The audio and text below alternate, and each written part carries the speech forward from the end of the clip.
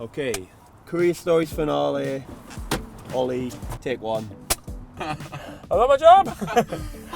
Yeah, honestly, that's what I'll just jump down the last three steps, click my heels together, and just shout, "I love my job."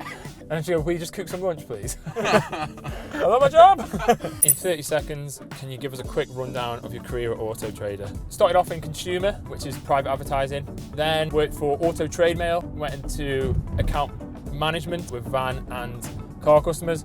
Then went to account management just with car retailers. Then went on to the AD development program, which was amazing that we ran at the time, just kind of giving us a bit of a trajectory to get on there and move towards the things that you needed to know to kind of manage these larger, more complex accounts. Asked for a pathway account, which was like one of our larger retailers, but worked with them as part of my ongoing role, my normal day-to-day customers as well. The challenges that they have are similar challenges, just much bigger and with much bigger consequences. From the internal ADs, got my current role and the greatest role ever as an account director in Squad 4, which when I started Auto Trader was an objective to get to. Which skills do you wish you had developed sooner?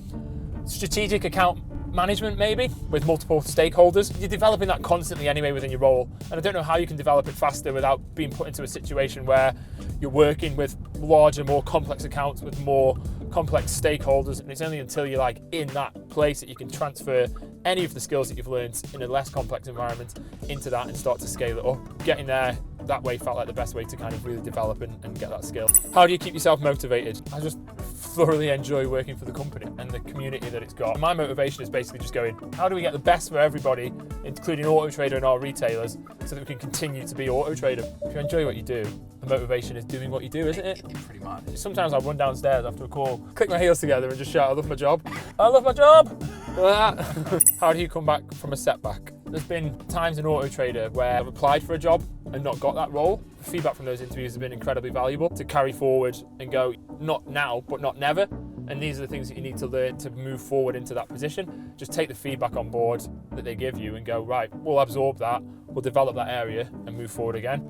Not getting one of the job that I applied for was probably the best thing that ever happened for me getting the job that I'm in now, because I'm a much better informed and insightful person as a result of not getting that job through that application.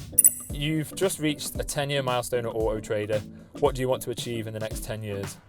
I guess just to have as much fun as I've had in the last 10 years, to learn as much as I've learned in the last 10 years, to develop as much as I've developed. 22-year-old me when I started is totally different than the 32-year-old me now. If by 42 I've developed as much as I've developed in the last 10 years, I think I'll be in a fantastic position. Role-wise, I don't have a definition of what that looks like, but if whatever I'm doing keeps me as fulfilled and brings me as much happiness as my job does today, then I'll be incredibly happy with that. I don't think there's any point chasing a position, more so chasing the rewards that come with that in terms of feeling great every day that you're working and feeling positive, feeling stretched and feeling inspired. All right, man, that was sick. That was really cool. Thanks for having me. Thanks for that. That was really good.